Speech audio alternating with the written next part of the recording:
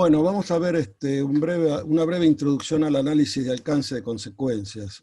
En realidad, dentro de las limitaciones de tiempo que tenemos para este seminario, lo que intento hacer es definir qué es el análisis de alcance de consecuencias, que también se conoce como estudios de alcance de consecuencias. Tratar de dejar en claro alguna nomenclatura que puede existir al respecto, y la idea es poner en común, digamos, la idea de este tipo de estudios, ¿no? Bueno, en primer lugar, vamos a empezar planteando una definición del análisis de alcance de consecuencias.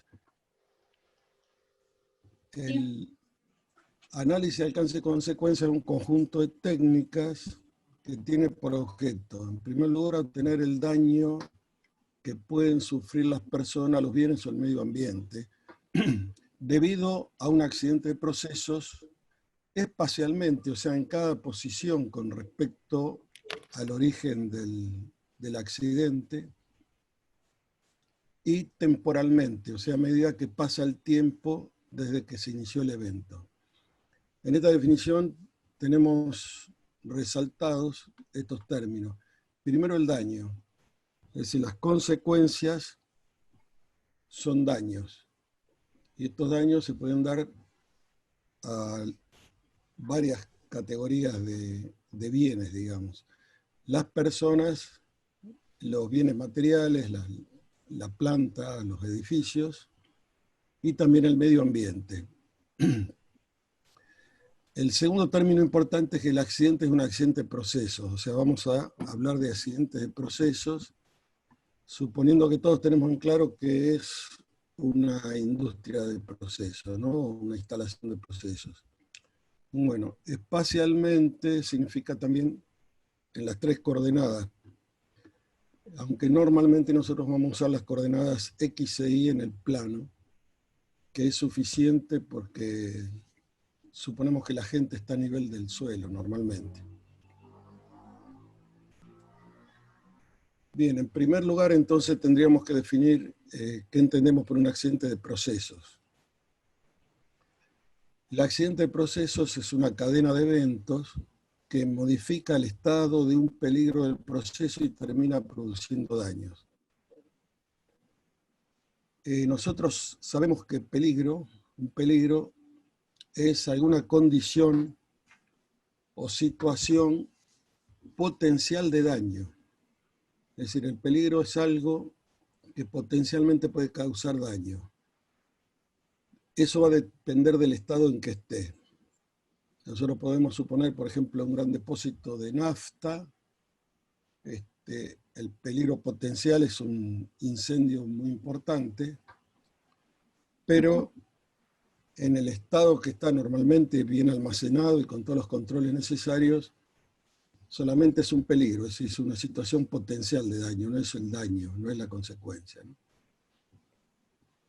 Ahora, si se cambia, si se modifica el estado de ese peligro, por ejemplo, por una rotura del tanque, entonces se pueden producir eventos que causen daños. Así que tenemos siempre algún evento que inicia una secuencia, como dijimos acá, una cadena de eventos. Ese evento, que es el evento iniciador, también le llamamos causa del accidente. Esa causa es la que realiza una desviación en el proceso, se ocasiona una desviación del proceso, que hace que se pierda la contención de los fluidos del proceso. Si nosotros, mientras podamos mantener los fluidos dentro de su contención, dentro del proceso, no vamos a tener problemas. Normalmente tendremos problemas cuando ocurre una rotura tal que los fluidos se liberan en forma descontrolada al medio ambiente, ¿no? La pérdida de contención, de acuerdo a la naturaleza de los fluidos, puede causar ciertos fenómenos, que son principalmente fuego, explosión o dispersión de productos tóxicos. Esos fenómenos son los que causan efectos, lo que nosotros vamos a llamar efectos térmicos, mecánicos o químicos.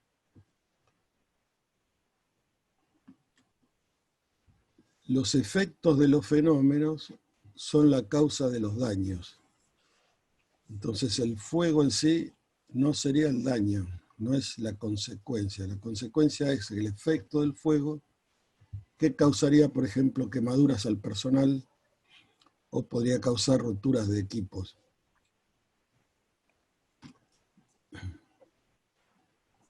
Bueno,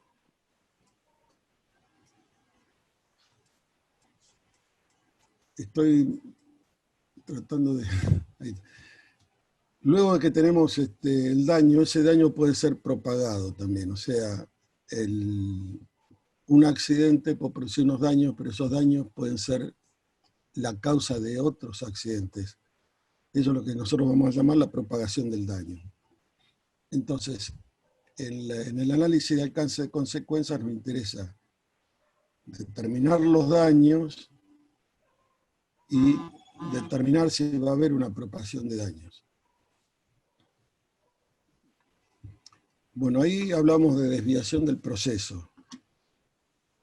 En general, la seguridad de un proceso se mantiene siempre que el mismo se opere entre los límites de diseño. O sea, la instalación está diseñada para operar dentro de ciertos límites que están dados en algún caso, por la resistencia de los materiales o por la naturaleza del proceso. Esos entonces,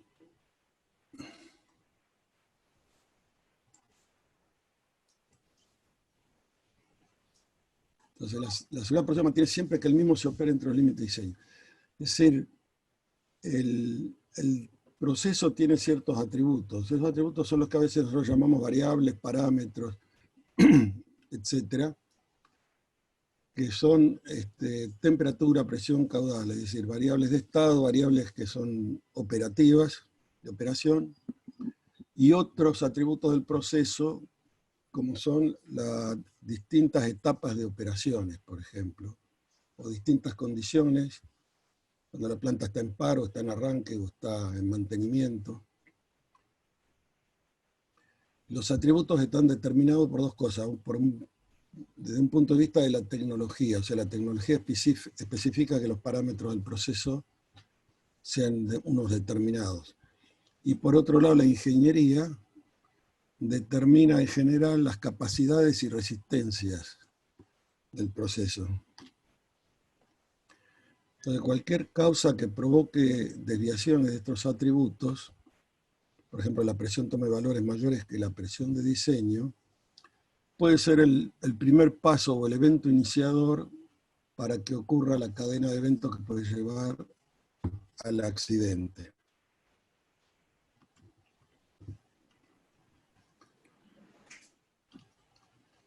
Bueno, las causas de las desviaciones normalmente se identifican en los estudios de análisis de riesgo de los procesos, también llamados estudios PHA, o sea, los estudios de análisis de riesgo cualitativos. Ellos son análisis preliminar de procesos, el HAZOP, WATIF, AMFE, HACID y otros métodos por el estilo. Las causas de las desviaciones las podemos encontrar como errores humanos, fallas de equipo, factores externos.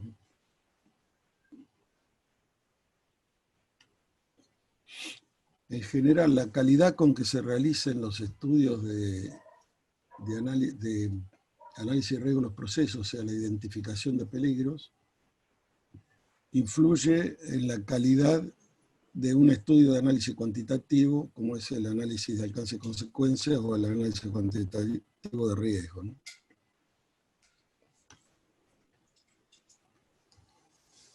Bueno, vimos que la desviación del proceso nos lleva a una pérdida de contención. O sea, si los atributos del proceso sobrepasan la capacidad de contención del proceso, nosotros tenemos la pérdida de contención, puede ser producida de dos maneras, de dos formas distintas. Una es instantáneamente, cuando se produce una rotura catastrófica de una parte del proceso, y nosotros hablamos de instantáneamente cuando es en un tiempo muy corto con relación a la cantidad de masa liberada, ¿no? O sea, nunca se va a dar en tiempo cero, sino en un tiempo que si es unos pocos segundos y la cantidad de masa es bastante importante, podemos suponer que es una pérdida instantánea, o podemos tener una pérdida de contención en forma continua cuando se produce una rotura menor o de tal manera que permite que haya un caudal más o menos constante a lo largo de un tiempo que puede durar entre varios minutos a horas. En general, los tiempos máximos que se consideran están alrededor de media hora a una hora. Es decir, pero puede haber casos de accidentes donde la pérdida dure varias horas o hasta días, ¿no? Bueno, nosotros vamos a usar la nomenclatura de llamar a una pérdida de contención con la sigla en inglés Loss of Containment, o sea, una LOC.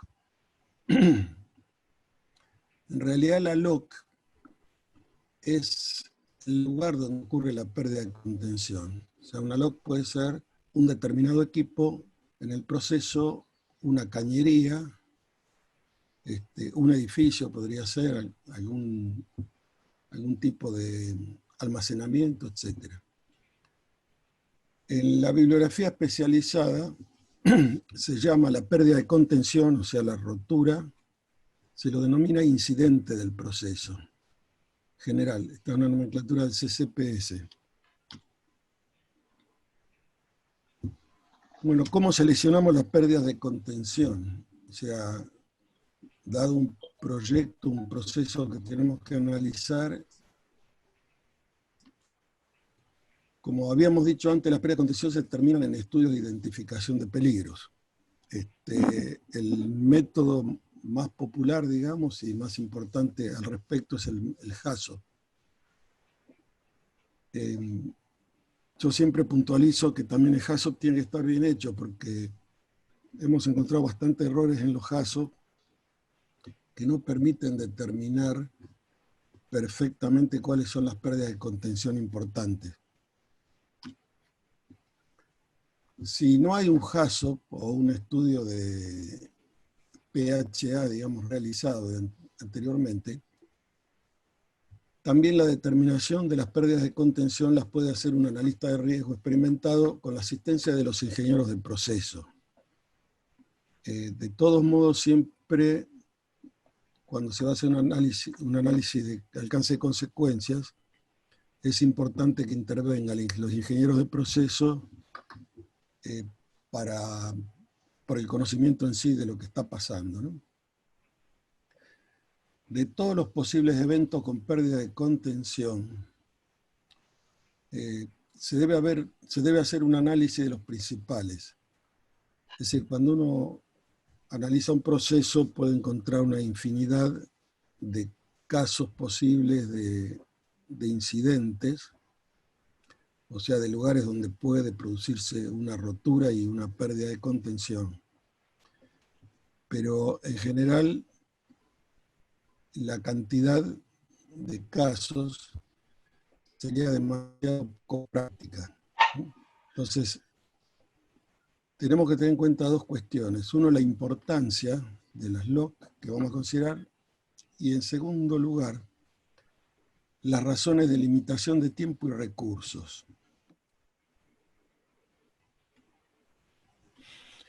Cuando existe un HAZOP adecuado o algún estudio de identificación de peligros, en ese caso, generalmente el estudio determina cuál es la consecuencia y cuál es el nivel de riesgo, ¿no? Normalmente en los estudios HAZOP se acostumbra a hacer una evaluación cualitativa del riesgo. La consecuencia es uno de los factores más importantes para elegir una LOC o una pérdida de contención. O sea, siempre elegiremos aquellas que tienen mayor nivel de consecuencia. Son las que seguramente van a tener más riesgo intrínseco, ¿no? También el criterio del riesgo, o sea, elegir según el valor de riesgo, es aceptable, teniendo en cuenta que a veces el riesgo es alto porque la frecuencia es bastante alta, pero tal vez la consecuencia no sea de mucho valor. O sea, entonces, la determinación desde el punto de vista de la consecuencia yo considero que es más importante. Otra cuestión a verificar en la LOC es la capacidad. O sea, trataremos de elegir como lugares para analizar o LOC aquellos equipos que tienen una mayor capacidad. Esto está dado por los volúmenes de los recipientes, en el caso de recipientes, la potencia de los compresores, los diámetros de cañería. Nosotros diríamos, por ejemplo, potencia de bombas, cuando hay muchísimas bombas en un proceso, conviene elegir aquellas que tengan una potencia que supere los 10 kilovatios en adelante. No tomar bombas demasiado chicas cuyos incidentes no van a ser de importancia, ¿no? Con respecto a cañerías también, se pueden elegir las cañerías más importantes. Las cañerías son importantes según su diámetro, pero también, aunque no sea el diámetro, la importancia puede estar dado por la presión y temperaturas que manejen dentro de la cañería, ¿no? Una cañería de diámetro más pequeño, si está sometida a presiones muy altas, puede ser muy importante. También, bueno, elegiremos reactores con reacciones exotérmicas como lugares importantes a analizar, y aquellos lugares donde hay condiciones operativas extremas, o sea, muy altas temperaturas o presiones, o también donde los productos que se manejen sean altamente tóxicos o corrosivos. La mayor parte de las veces nosotros tenemos limitaciones que son los costos y los tiempos. El costo, bueno, del estudio de alcance y consecuencia normalmente requiere personas y software especializado, por eso tiene un costo generalmente relativamente alto. El otro problema es el tiempo. Dentro de los tiempos que nos da el proyecto, nosotros tenemos que elegir un número de eventos, analizar que esté compatible con los tiempos del proyecto. Si se es muy ambicioso y se eligen muchos eventos para analizar, vamos a tener el problema de que el cronograma del proyecto no va a poder ser cumplido, ¿no? Entonces, esa es otra de las razones por las cuales de todos los eventos posibles de elegir, o de todas las LOC posibles que podemos imaginar como razonables, de todos modos, hay que hacer generalmente una selección de las más importantes.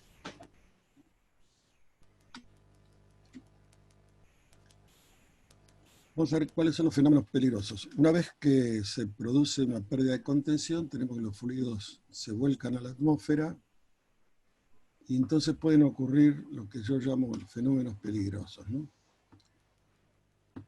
Estos van a depender de la naturaleza de los fluidos y de las condiciones del proceso. La naturaleza de los fluidos puede ser que sean fluidos combustibles, inflamables o tóxicos, explosivos, y las condiciones del proceso cuando los fluidos del proceso están en condiciones operativas extremas, tanto como muy bajas presiones, altas presiones, o muy bajas temperaturas y muy altas temperaturas.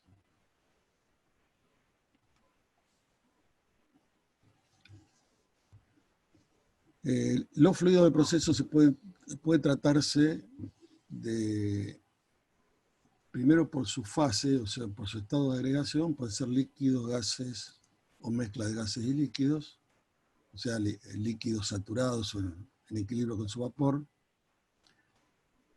Dentro del proceso, al ser liberado a la atmósfera, el estado de agregación de los fluidos también puede cambiar, ¿no? Líquidos liberados a la atmósfera puede ser que se vaporicen o flasheen en la atmósfera. Otro tipo de fluido que podemos tener son líquidos calientes o corrosivos. Entonces, los fenómenos peligrosos que vamos a analizar más importantes son el fuego, la explosión, la dispersión de gases tóxicos.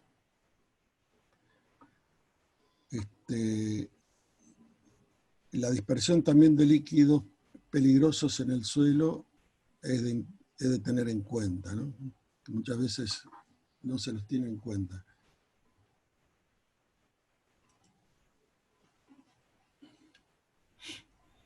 Bueno, ¿qué tipos de fenómenos peligrosos tenemos? En el caso de fuego podemos tener distintas formas de fuegos que están dadas por dos razones. Una, por las fases en que estén, y en segundo lugar, por la forma en que se liberan. Cuando hay una liberación de gases, si la ignición es más o menos inmediata, se puede formar lo que se llama un fuego en chorro. En caso de líquido, normalmente tenemos el fuego sobre la superficie, que es lo que se llama fuego. Muchos conocen la nomenclatura inglesa, es jet fire, en el caso de fuego en chorro, pool fire, en el caso de fuego, como lo que ocurre en el caso de una bleve, que se produce una bola de fuego, o también el fenómeno de bola de fuego con el boil over. En el caso de fluidos explosivos, tales como gases inflamables u otros tipos de explosivos, podemos tener explosiones de nube de gas. En caso de que la ignición no sea instantánea, muchas veces se forma una nube de gas mezclada con el aire, que al entrar en ignición produce una explosión. Tenemos explosiones confinadas, puede ser en algunos casos dentro de equipos y puede ser también muy importante dentro de edificios de la planta. Tenemos explosiones por detonación, explosivos condensados, o sea, explosivos del tipo dinamita o, por ejemplo, nitrato de amonio, que no son combustiones. Tenemos también como explosión la expansión física de fluidos, principalmente la bleve. La bleve produce una expansión muy importante de un líquido que se vaporiza muy rápidamente y produce ondas expansivas como tipo explosión, ¿no? Y también podemos tener como derivado de una explosión proyectiles, es decir, la proyección de sólidos que van a gran velocidad. En el caso de los proyectiles no solo pueden provenir de una explosión en sí, sino también de una sobrepresión que rompa un equipo y pedazos de ese equipo son los que pueden volar y producir el daño. Bueno, el tercer fenómeno que consideramos la dispersión de gases. En dispersión de gases podemos tener dispersión de gases que son densos y dispersión de gases que se llaman flotantes o neutros. En el primer caso son dispersiones que están controladas por la gravedad, o sea, por la inercia del gas. En el caso de las nubes flotantes son las que el gas tiene menor densidad que el aire y es llevado por los fenómenos como el viento o la estabilidad atmosférica.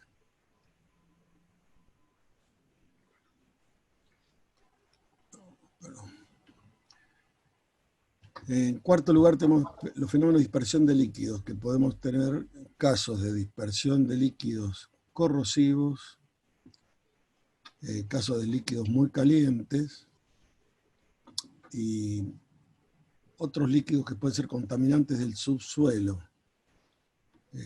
O sea, pueden ser líquidos de tipo orgánico o no, pero que contaminan el subsuelo. Particularmente, por ejemplo, el agua de formación es un fluido contaminante del subsuelo. El estudio detallado de estos fenómenos es muy extenso, ¿no? Es decir, cada una de estas clases de fuego, de explosiones, etcétera, de por sí llevaría todo un curso tratarlos. Hay una inmensa bibliografía alrededor de ellos. Por lo tanto, en el espacio temporal que tenemos acá nosotros no nos es posible tratarlos, ¿no? Solamente los estamos mencionando.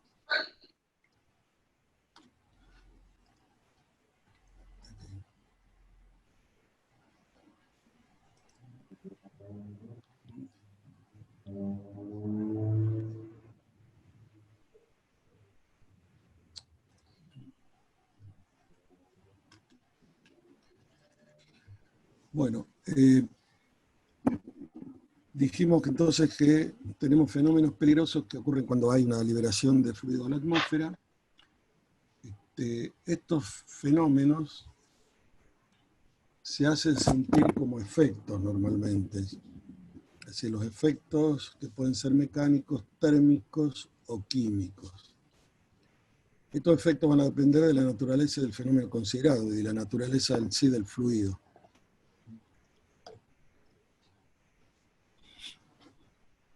Los efectos mecánicos son aquellos que provienen principalmente de las explosiones, también pueden ser de los proyectiles. En general se experimentan como sobrepresión y como impulso. Es decir, la sobrepresión normalmente se acostumbra a medirla en kilopascal en el ámbito del análisis de riesgo de los procesos, y el impulso en kilopascal por segundo o pascal por segundo.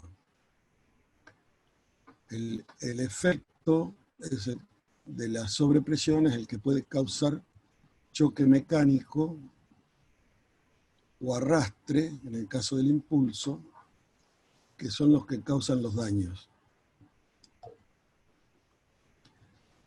Los fuegos se experimentan a través de los efectos térmicos. Es decir, el fuego es una energía que se recibe, como sabemos, por conducción, convección o radiación. En el caso normal que estamos tratando, nos interesa la radiación térmica, ya que la conducción o la convección significarían que estamos metidos dentro de la llama, dentro del fuego. En general esa sería una condición de fatalidad o destrucción total, ¿no? Entonces, la transferencia de calor por radiación térmica se mide como kilovatios por metro cuadrado del receptor, o sea, como potencia térmica recibida por un receptor determinado. Por último, tenemos efectos químicos. Estos efectos son provocados por productos tóxicos y en general estos efectos se experimentan según la dosis del producto. La dosis es una combinación entre la concentración y el tiempo de exposición. En general el tiempo está considerado en todos estos efectos, ¿no? El arrastre de una explosión también depende del tiempo que tarda una onda. Los efectos térmicos también dependen del tiempo de exposición a la radiación. Y los efectos químicos del tiempo de exposición a una concentración dada de tóxico.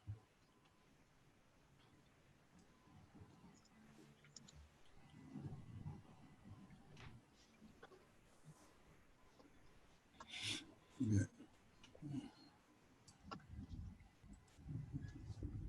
Daños. Bueno, tampoco los efectos no son daños en sí, sino que pueden ser los que provoquen los daños.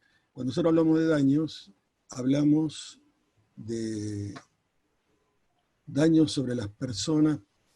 Por ejemplo, el fuego puede causar quemaduras o puede causar la muerte. Una explosión también puede causar la muerte. Entonces, si en donde va a ocurrir el fenómeno, ¿no? el incidente, no existen bienes que se puedan dañar, el daño no va a ocurrir. Aunque ocurra un fuego, aunque ocurra una explosión, si no hay personas o cosas que se dañen, no habría daño. Entonces, es importante que sepamos describir y determinar perfectamente los daños. Una de las cuestiones importantes para determinar el daño a las personas es saber qué personas van a estar en el área donde ocurre el incidente. El otro problema también es que el tiempo es importante, como dije antes, y el daño va a variar bastante de acuerdo al tiempo de exposición. O sea, si los tiempos de exposición son muy cortos, tal vez en muchos casos no haya daño. Por supuesto que si no hay bienes en la posición esa, no se va a dañar nada. Entonces, el daño es la consecuencia del efecto que se traduce como lesiones, quemaduras, fatalidades, pérdida de activos, lucro cesante o impactos ambientales.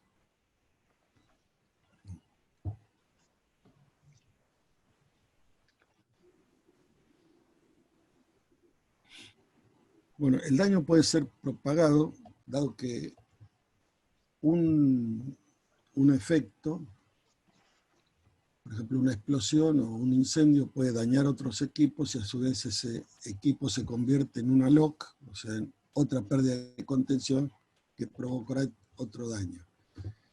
Esto es lo que se denomina el efecto dominó o efecto en cadena.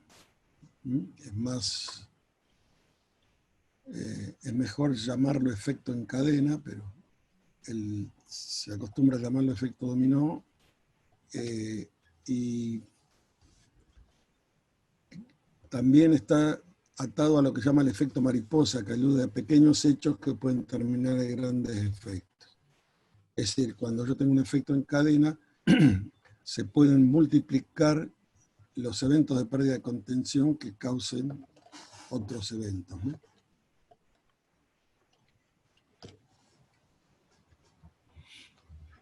Bien, vamos a ver cómo se realiza una ACC. Una parte importante de esta charla sería más o menos también tener idea de qué pasos habría que cumplir para realizar un análisis de alcance de consecuencias. En primer lugar, la realización del alcance de consecuencias requiere conocimientos y herramientas especializados.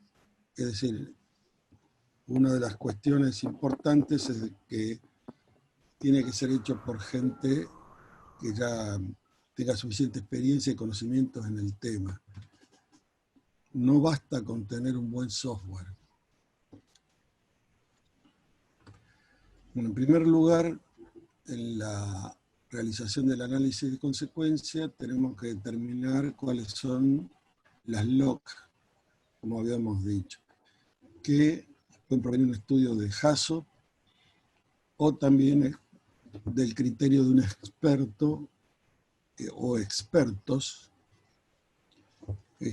que determinen cuáles LOCs se van a integrar al estudio. Normalmente esto debe ser algo consensuado con el cliente, es decir, con el usuario del resultado, es decir, para qué se necesita el análisis de consecuencias,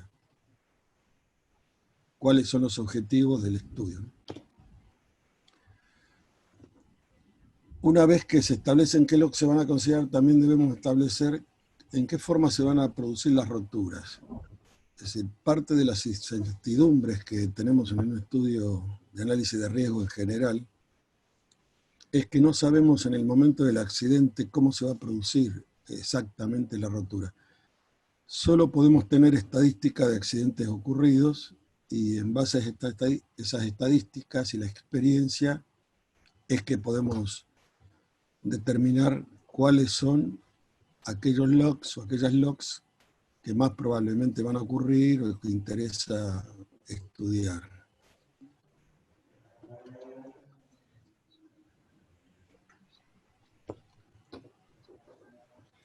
Bueno, una vez que se definen las logs y se definen cómo va a ser el accidente, si en qué forma se va a producir la rotura, lo que tenemos que calcular son las cantidades de masa o energía que se liberan a la atmósfera.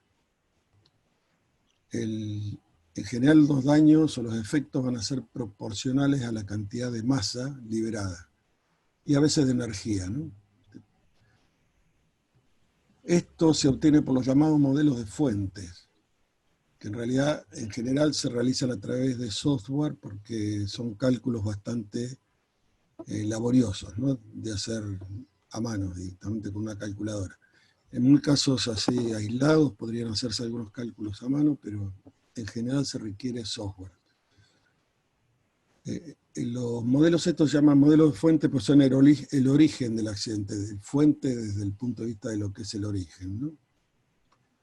Y estos modelos utilizan las ecuaciones normales de la ingeniería química en general, ¿sí?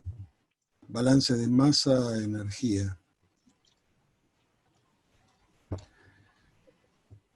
Con las cantidades de masa que se ponen en juego, vamos a simular entonces los distintos fenómenos, como fuego, explosión o dispersión de tóxicos.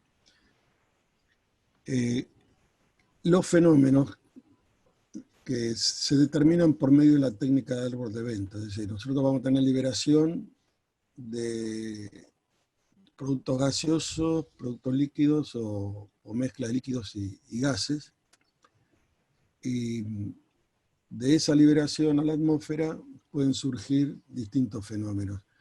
¿De qué van a depender esos fenómenos? Bueno, por ejemplo, de algunos modificadores condicionales como son fuentes de ignición, qué probabilidad de que la ignición sea instantánea, qué probabilidad de que la ignición no sea instantánea y sea retrasada, etc. Entonces, en base al análisis de esos árboles de evento, nosotros vamos a determinar si podemos tener la posibilidad de fuegos de distinto tipo, por ejemplo, fuego en chorro, explosiones de nube de gas, dispersión de nubes flotantes leves, fuego en pileta, etc.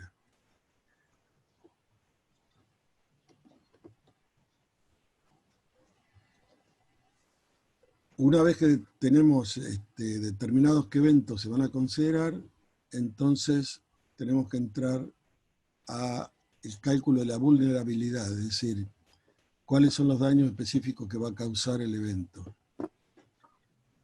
Esto se hace normalmente con algún módulo de vulnerabilidad de software, también son cálculos muy laboriosos. En general se utiliza el método PROBIT y si no, algunos resultados empíricos de efectos versus daños, ¿no? Es decir, hay tablas publicadas sobre el tipo de daño que ocurre según el efecto, ¿no? Y más adecuado, si existen buenas ecuaciones Probit, es mejor utilizar las ecuaciones Probit. El resultado será una probabilidad de daño y el daño puede ser fatalidades, quemaduras de primer grado, quemaduras de segundo grado, roturas de edificio de un tipo dado, etc. Entonces acá preparé una aclaración sobre terminología en relación a todo esto. Yo estoy hablando de log, ¿no? En general, la simulación de fenómenos y sus efectos es independiente de la posición. ¿Qué quiere decir esto? Si yo tengo un log, por ejemplo, tengo 10 compresores iguales en una planta y cada compresor sería un log, digamos, una log. En realidad basta simular un compresor y vamos a tener la simulación de los 10, ¿no? O sea, los 10 son iguales, todos van a tener los mismos resultados con respecto a la simulación de los efectos y los daños. Sin embargo, en la aplicación del análisis de consecuencias va a ser muy importante la posición de los lock. Y en el caso de los 10 compresores, si hacemos un análisis cuantitativo de riesgo, ya la posición de cada compresor va a ser importante y tenemos que considerar los 10 compresores. Entonces, es importante entender que la lock o la pérdida de contención es una posición dentro de un equipo o de la planta determinada, pero esa posición se puede repetir en varias partes de la planta. Por eso cuando se habla de lock y se refiere a un análisis de alcance-consecuencia, no es lo mismo que hablar de lock en un análisis cuantitativo de riesgo. Ahora vamos a aclarar un poquito más sobre las aplicaciones del análisis de consecuencias. Bueno, el Center for Chemical Process Safety, que es un centro que pertenece al AICHE, o sea, a la Asociación Americana de Ingenieros Químicos, dentro de Argentina se llama Centro de Seguridad de los Procesos Químicos, denomina de la siguiente manera: Process Incident es lo que nosotros acá estuvimos llamando lock, o la pérdida de contención. O sea, hay un process incident cuando ocurre una rotura y liberación de productos o fluidos del proceso hacia la atmósfera. Después de eso, le llama incident outcome al resultado del incidente. Este resultado, normalmente identificado como un árbol de eventos, es el fenómeno, lo que nosotros hemos llamado fenómeno, por ejemplo, fuego en chorro o fuego en pileta. Y después denomina Incident Outcome Case, que se traduciría como caso de resultado del incidente, es cuando a un fenómeno le fijamos los suficientes parámetros como para que sea único. Entonces vamos a ver en forma de un gráfico que está también publicado por el CCPS. Tenemos incidente, por ejemplo, la rotura de un tanque, ¿no? Tenemos un lock que hemos definido, que es el tanque de tantos metros cúbicos que contiene, por ejemplo, el EPG. Entonces, para nosotros, incidente y lock sería el tanque este. Un árbol de eventos determinaría el resultado del incidente, ¿no? Puede ser fuego en chorro, explosión de nube de gas, dispersión de gas y bleve, como ejemplo. Entonces, para esta lock, tendríamos que considerar 4 tipos de resultados de incidente o fenómenos y efectos. Ahora, en el caso de cada uno de estos resultados de incidente, nosotros vamos a fijar ciertas variables. En primer lugar, por ejemplo, el tipo de rotura. O sea, vamos a considerar varios tipos de rotura que sean razonables desde el punto de vista estadístico. Por ejemplo, para el caso de un recipiente podemos considerar la rotura total del recipiente, o sea, la rotura catastrófica, donde se libera casi en forma instantánea todo el contenido. O podemos considerar roturas, por ejemplo, un orificio que cause la pérdida del contenido en 10 minutos o un orificio de un valor determinado. Estos valores están normalmente aconsejados por distintas instituciones y deberían estar normalizados por cada empresa o cada organización para que los estudios sean comparables entre sí, ¿no? Entonces, un caso de resultado de incidente, por ejemplo, para fuego en chorro, es cuando le fijamos la velocidad del viento. También, o sea, el caso con una velocidad de viento de 3 metros por segundo, velocidad del viento 6 metros por segundo.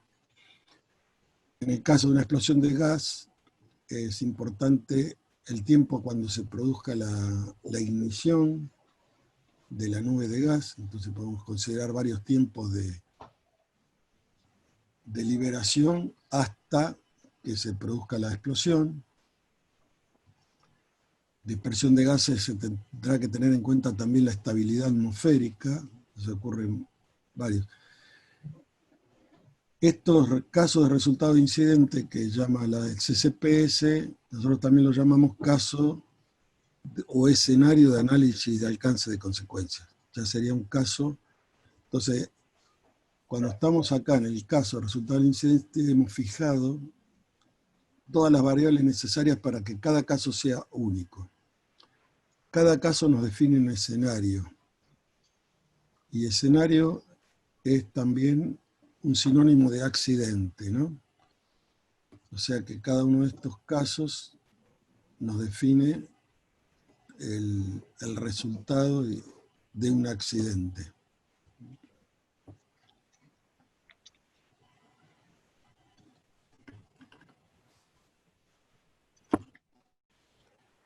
Bueno, entonces, resumiendo el procedimiento para realizar un análisis de alcance de consecuencias es el siguiente. En primer lugar, determinación de las pérdidas de contención a considerar. Segundo lugar, debemos recolectar los datos del proceso y los equipos involucrados, es decir, de cada lock que hemos elegido, se debe determinar cuáles son todas las propiedades del proceso y del equipo, y del lugar donde está ese equipo, ¿no? Para esto vamos a necesitar balance de masa y energía y vamos a necesitar datos, hojas de datos de equipo. En tercer lugar, recolectar los datos meteorológicos del lugar. Cuarto lugar, definir los fenómenos por medio del análisis de árbol de eventos, decimos, ¿no? Entonces, de acuerdo a cada lock, cómo va a ser la liberación, si va a ser en fase gas, fase líquida, o otras consideraciones, por ejemplo, la naturaleza en sí de los fluidos, vamos a definir qué fenómenos pueden ocurrir. Después debemos acordar los tipos de roturas que se van a considerar. Los tipos de roturas tenemos que definir a través de, en general, recomendaciones de la bibliografía especializada. Hay instituciones como el TNO, en su libro Púrpura, bastante conocido, donde hacen un buen raconto de tipos de rotura a considerar. También el Banco Mundial tiene un catálogo de roturas, y se pueden poner de acuerdo entre el cliente y el proveedor del servicio de análisis de alcance y consecuencia para considerar el tipo de rotura. También estas pueden depender de la aplicación, ¿no? Después viene la determinación de las masas involucradas, que dijimos hacían por los que se llaman modelos de fuentes. O sea, qué caudales y qué masas vamos a tener volcados a la atmósfera. Con estos caudales y masas se deben simular los efectos. La simulación de los fenómenos, de los efectos de los fenómenos, como fuego, explosión o dispersión, se hacen a través de modelos matemáticos que en general son de alguna complejidad y están implementados en software especializado, ¿no? Después de tener cuáles son los efectos de los fenómenos, realizamos el análisis de vulnerabilidad o determinamos exactamente cuáles son los daños para cada posición dentro de la instalación que van a ocasionar esos efectos. Y por último, tenemos que utilizar los resultados de acuerdo con los objetivos del estudio.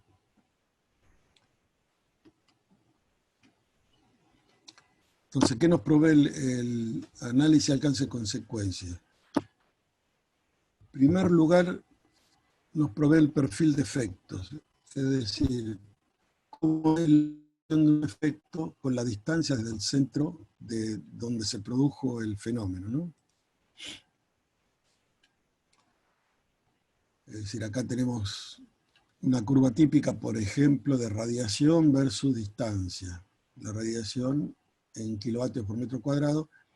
Este resultado nos permite conocer qué radiación va a recibir un receptor que está a una distancia dada desde la fuente donde está produciéndose el incidente. Que en este caso es fuego, pero podría ser, por ejemplo, una explosión, en cuyo caso el perfil sería un perfil de sobrepresiones en función de la distancia, o un perfil de concentraciones en función de la distancia. Estos efectos también los podemos determinar en el plano XY, o sea, sobre la planta, donde podemos determinar en cada posición cuál es el valor de un efecto determinado. En el centro de coordenadas estaría el origen, por ejemplo el fuego, en este caso, ejemplo que está acá representado, y en cualquier posición XY podemos determinar cuál es el valor de radiación que recibiría un receptor en esa posición, ¿no? Esta curva es la curva de isoefectos, o sea, de iso radiación de 2 kilovatios por metro cuadrado. Esta sería 5 kilovatios por metro cuadrado, 25, etc. Otro resultado del análisis de consecuencias es un perfil de consecuencias. En este caso, el software traduce los efectos como probabilidad de daño.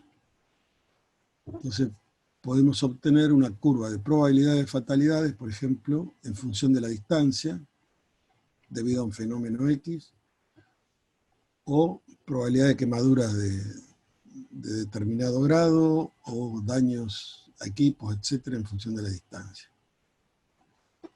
Y por último, también, con respecto a al plano XY, podemos obtener las isoconsecuencias, es decir, la probabilidad de daño en cada posición dentro de la planta de la instalación que estamos analizando. Acá también el origen de coordenada X e Y sería el lugar donde se produce el evento, o sea, la pérdida de contención, o sea, la posición de la lock. Y el análisis de consecuencias nos permite conocer la probabilidad, por ejemplo, de fatalidad que vamos a tener en cada posición que nos ubiquemos de la planta.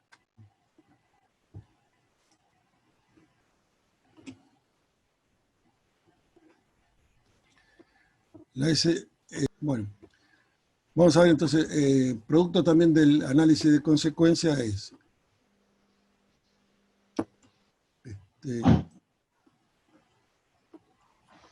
por ejemplo, esfuerzo a los que estaría sometido un edificio ubicado en una posición dada, la verificación del layout de la planta para verificar distancia entre equipos, el alcance, la dispersión de una nube tóxica fuera de la instalación, distancia desde una antorcha para una radiación dada, estimación de consecuencias por un ACR, etc.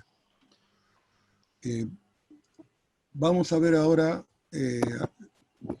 una de las aplicaciones más importantes, más comunes del análisis de consecuencias. Entonces, nosotros, el análisis de consecuencias lo que nos ha dado principalmente es los daños que pueden, o la probabilidad de daño que puede ocurrir en cualquier lugar del plano de la planta, ¿no? Entonces, una de las primeras aplicaciones más importantes del análisis de consecuencias, y la que casi todos conocen, es el análisis cuantitativo del riesgo. Entonces, cuando nosotros evaluamos el riesgo, tenemos que hacer el producto entre las consecuencias y la frecuencia con que puede ocurrir un determinado evento. En el análisis de alcance-consecuencia nos provee la consecuencia toda en un plano de la planta, ¿no? Hemos dicho,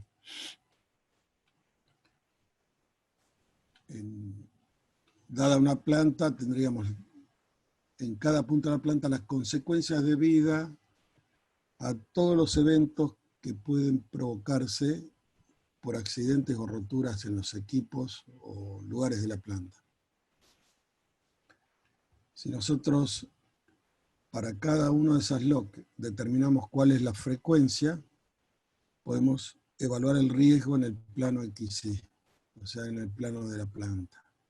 De esta manera vamos a tener un mapa de riesgos en donde podemos representar en distintos colores los distintos niveles de riesgo y así tener una idea de cuáles son los lugares más peligrosos de la instalación o cuáles son aquellos que requieren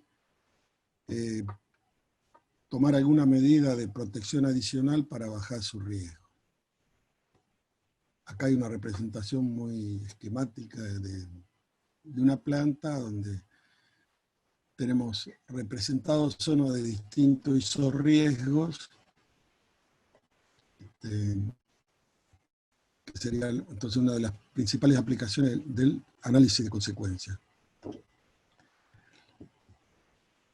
En general, la consecuencia, en estos casos, interesa la probabilidad de fatalidad, ya que internacionalmente se comparan los distintos riesgos de las plantas o de las instalaciones como fatalidades por año, es decir, el riesgo medido en fatalidad.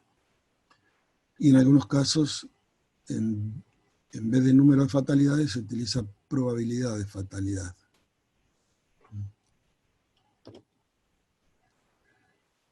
Otra aplicación importante del análisis de consecuencias es la investigación de accidentes. ¿Por qué? Porque en general, para determinar una forma en que ocurrió un accidente dado, es importante hacer una simulación o reconstrucción del hecho. Es decir, cómo ocurrió o cómo podría haber sido las condiciones en que ocurrió el accidente.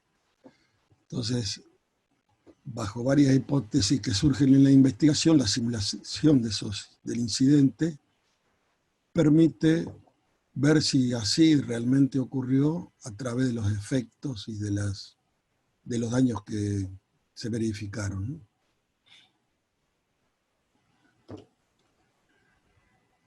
Otra aplicación es la confirmación del layout. Es decir, el análisis de alcance de consecuencia nos puede ayudar a determinar las distancias a las cuales, si ocurre una LOC en un equipo, puede producirse efecto dominó sobre los equipos que están vecinos, o que otros equipos podrían dañarse, ¿no? En general, la distancia entre equipos está determinada ya sea por procedimientos o normas corporativas y también en algunos casos por imposición del Estado, ¿no? Por normas legales, como por ejemplo tenemos la ley 13.660 en la República Argentina.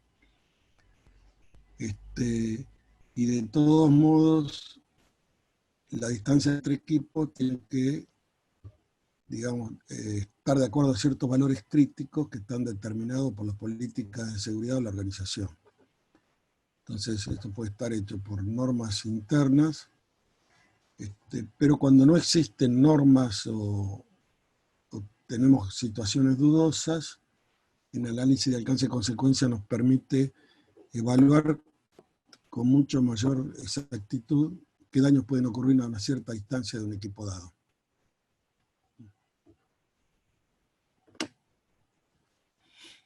Otra aplicación del análisis de consecuencias es el diseño y ubicación de edificios de planta.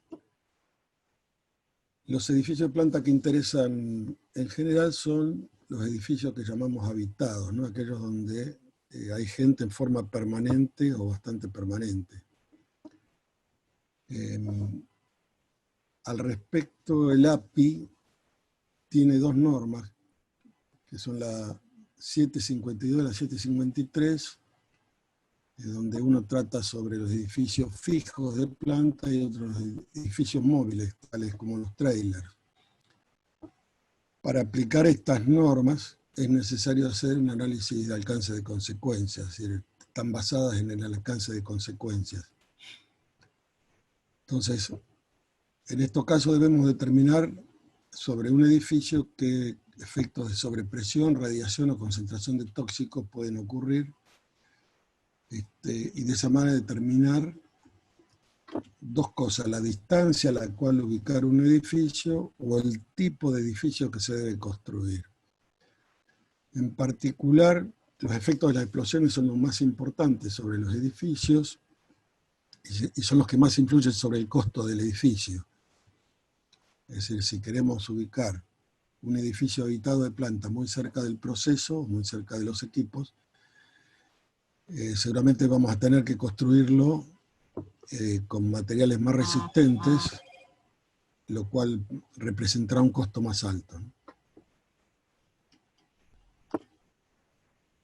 Bueno, otra aplicación es lo que se llama la máxima pérdida o el Estimated Maximum Loss, que es un concepto que se utiliza con relación a los seguros. Es decir, el análisis de consecuencias nos permite determinar la máxima pérdida que ocurriría cuando el costo de reparación excede el valor asegurado. Es decir, la máxima pérdida es aquella que ya no nos permite reparar el equipo y hay que directamente reemplazarlo. En este caso, se determina qué equipos podrían estar sometidos a efectos destructivos sin posibilidad de rehabilitación, es decir, donde el efecto es tal que puede causar la destrucción total. Por ejemplo, para los que estén en conocimiento, una radiación de 37,5 kilovatios por metro cuadrado puede ya causar distorsión en los equipos del proceso y daños irreparables, ¿no? Entonces, el alcance de consecuencia nos permite determinar qué equipos van a estar a una distancia tal que pueda ocurrir esa radiación y que por lo tanto van a ser posiblemente destruidos. Bueno, también con respecto a los seguros, es importante considerar el posible efecto dominó y ante una LOC determinada cuántos otros daños podrían ocurrir en cadena. Bueno, otro propósito del análisis que podemos mencionar es determinación de la aceptabilidad de un sitio para instalar la planta, determinación de parámetros de diseño de equipos, por ejemplo, altura de chimenea o requerimiento de agua de incendio, etc. Análisis comparativo para selección de equipos, identificación de impactos potenciales sobre las adyacencias de la planta y comunidades o poblaciones vecinas, cuando la planta está ubicada o se quiere ubicar en lugares donde hay comunidades en su alrededor. Después el pre-planning y la asistencia para la respuesta a las emergencias, por ejemplo, determinar los lugares que deben ser evacuados en caso de un accidente, tanto dentro de la instalación que estamos analizando como fuera de la instalación, ¿no? O sea, en la comunidad aledaña. Y también hay que hacer a veces este estudio debido al cumplimiento de requisitos legales. En Argentina tenemos el ENARGAS, que para algunos casos implica o exige resolver análisis de alcance de consecuencias, ¿no?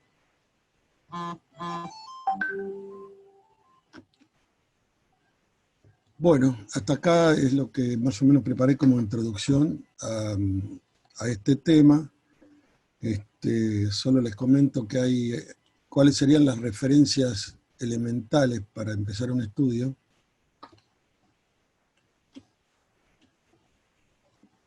Bueno, existe un libro que hemos escrito nosotros, una introducción a la seguridad de los procesos, el cual tiene unos 6 capítulos dedicados más o menos a lo que es alcance de consecuencia de distintos modelos en forma elemental. Este es un libro introductorio, no es un libro muy elevado.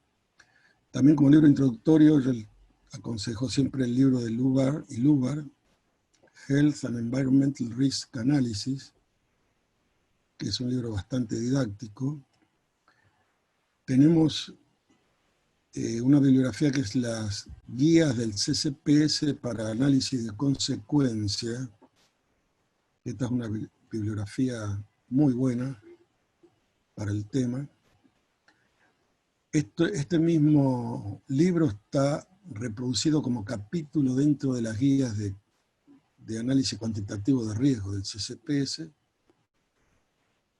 Y por último voy a mencionar el famoso Yellow Book del TNO, que también es un poco más especializado, más árido para leer, pero que es una de las bibliografías más recomendadas y reputadas, digamos, hasta ahora. Bueno, y muchas gracias. Digamos que esto era la introducción que queríamos dar, espero que les haya sido de utilidad. Bueno, muchas gracias, Ítalo. No sé si me estás escuchando. Sí, perfectamente, Rubén. Bueno, perfecto. Mira, vamos a pasar a una ronda de preguntas, las que van a ser mandadas por el chat.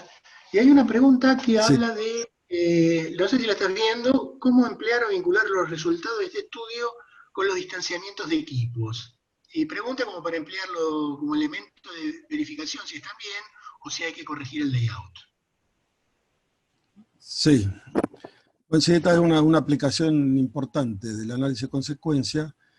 Lo que interesa es definir, bueno, qué eventos pueden ocurrir en un equipo o en una parte de la planta que pueda llegar a causar efectos sobre otros, ¿no? Y el análisis de consecuencia nos permite determinar en este caso el efecto. Generalmente, por ejemplo, en el caso de un edificio, nosotros tenemos que determinar con qué sobrepresión y qué impulso puede producir una explosión sobre la cara o una pared del edificio, ¿no? Eso sería un dato necesario para el diseño del edificio, para la ingeniería civil. Si el edificio está, o sea, puede ser una planta existente en el cual se está verificando si el edificio está bien ubicado, en caso que dé que está a una distancia peligrosa, hay que correr el edificio del lugar o correr el proceso, según. O determinar que el riesgo se va a tolerar. En general se determinan para estos casos el daño, o sea, los efectos, tanto de sobrepresión, impulso, como efectos de calor, o sea, la radiación que puede llegar a pegar contra otro equipo de la planta. ¿Sí? Bueno, perfecto. No sé si hay alguna otra pregunta que ustedes quieran formular. Estamos a tiempo. Acá preguntan si hay algún método recomendado para la estimación del lucro cesante. No, bueno, eso depende es un análisis más bien del lugar, ¿no? Del proceso. El lucro cesante va a depender de la producción y de lo que se considere lucro de esa producción, ¿no? Es decir, de un balance económico de la planta, sí. En general, lo que hay que tener en cuenta es que cuando se produce la rotura de un equipo, es muy posible que, si el equipo es muy importante, el costo del equipo no sea la parte importante, sino que la parte importante es la pérdida de producción y la pérdida concomitante de beneficios, ¿no?, que vamos a tener. Perfecto. Y acá hay otra pregunta. ¿Con este estudio podríamos determinar protecciones activas y pasivas para una instalación? Bueno, en la aplicación que dije de emergencias, o sea, preparación para la emergencia, en general se determina cuál es la posición de las protecciones pasivas y qué protecciones pasivas podemos llegar a necesitar. Esto se conoce mucho como pre-planning también, y se trata de ubicar los equipos de combate contra incendio, teniendo en cuenta varias cosas como por ejemplo las direcciones de los vientos, probabilidad de los vientos, la instalación en sí, digamos, la magnitud del incendio que puede producirse. y esto también nos da la posibilidad de calcular en base a la energía que se va a irradiar qué cantidad de agua es necesaria para el incendio, ¿no? Okay. Perfecto, y hay otra pregunta más. Si hace falta un fire hazard.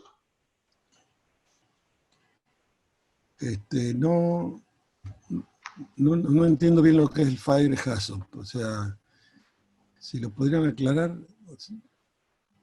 Alejandro, no sé si en todo caso podés aclarar la pregunta.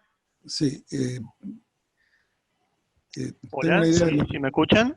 Sí, cómo no. Sí, Ítalo, un gusto, muchas gracias por la participación. Alejandro Agostinelli, lo conozco de haber participado en algunos HAZOP en YPF. Sí. Y puntualmente, esto tiene que ver con una pregunta por un estudio que estamos desarrollando, un procedimiento en realidad que estamos desarrollando ahora para determinar protecciones pasivas contra incendio. Y Fire HAZOP estamos orientándolo o llamándolo al estudio que puede determinar los riesgos de incendio, las posibilidades de un incendio de tipo charco o jet fire y su área de influencia. Básicamente a eso apuntaba, si es necesario hacer ese análisis. Sí, en realidad esto lo podés hacer bien por el estudio de alcance de consecuencia, ¿no? Donde tenés la parte primera de identificación de cuáles serían las LOC, que pueden producir incendio en este caso, y después hacer la simulación de esos incendios para ver qué protecciones pasivas necesitamos, que es el pre-planning, ¿no? Perfecto. Acá hay un comentario de Sergio que dice que nos ha pasado este tipo de situaciones y en el caso de plantas y equipos existentes hemos realizado paredes cortafuegos basando su Sí. resistencia con el estudio. Sí, es una de las formas normales de paredes cortafuego y también algunas veces paredes antiexplosivas son el resultado de un análisis de consecuencias.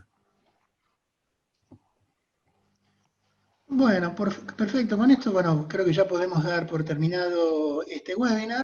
Voy a pasar a todos la invitación a las 6ª jornadas de seguridad de proceso, que en esta oportunidad intentaremos hacerlo en forma virtual.